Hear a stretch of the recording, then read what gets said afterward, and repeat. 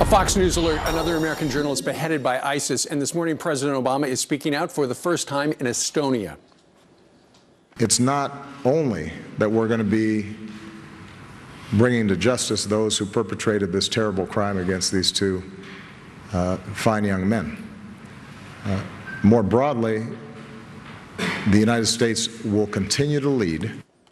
Continue to lead, but has the president been leading at all? Iraq War veteran and Congressman Adam Kinzinger joins us right now from Washington, D.C. Congressman, you actually have been more of a leader on this. Back in January, you were calling for airstrikes on ISIS. The president didn't do that until the last couple of weeks.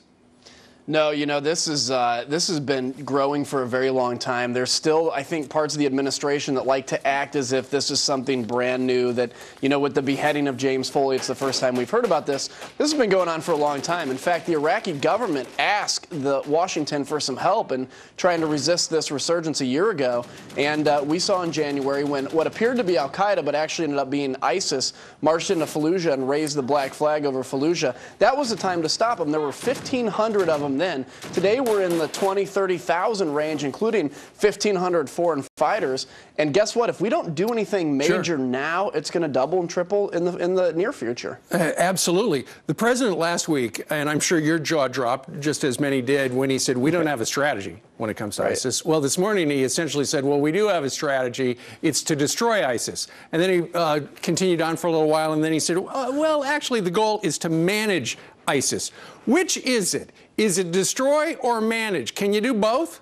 I think that's the big question. Are we going to contain ISIS or are we going to crush ISIS? And the president has not answered that. I think he's so hesitant to get involved with something. He's so hesitant to exercise American leadership that you see somebody like Prime Minister David Cameron out, you know, exercising that kind of strength of leadership that I'm glad he's doing, but our president should be doing as well. He needs to stand in front of the American people, quit using words like take a deep look, take a gander, figure out what's, and start talking about what the issue is. Look, if you have cancer in your liver and it's spreading to other parts of your body, you don't just treat the parts it's spreading to, you have to treat the liver or this thing's going to kill you eventually. He needs to stand in front with that kind of clarity and say, look, nobody wants to get us into another military action, but unfortunately we can't choose the world we live in, and this is the world that we live in right now.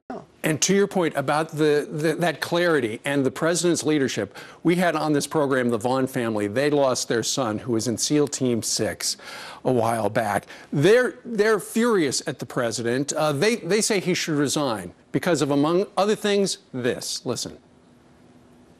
Right now, today, ISIS is a threat, Russia is a threat, China is a threat, but I will tell you today, the greatest security threat the United States of America faces resides at 1600 Pennsylvania Avenue in Washington, D.C., by this president not having his head in the game.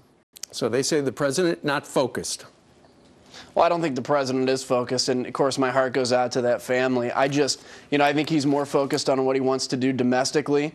I think he wants to fix the problems, what he perceives in America, and it's time for him to fix the problems of the world. America's a fantastic country. Are we perfect? Of course not. Right. But if we're not leading the world, somebody else is, and we've seen what that looks like. It ain't good. Real quick before you go, why won't the Pentagon call this a war on ISIS? Because they're at war with us.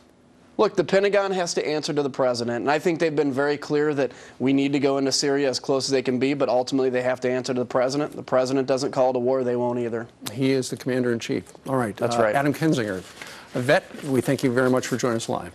Thank you very much. You bet. All right, 20 minutes after the top of the hour. He's lost 2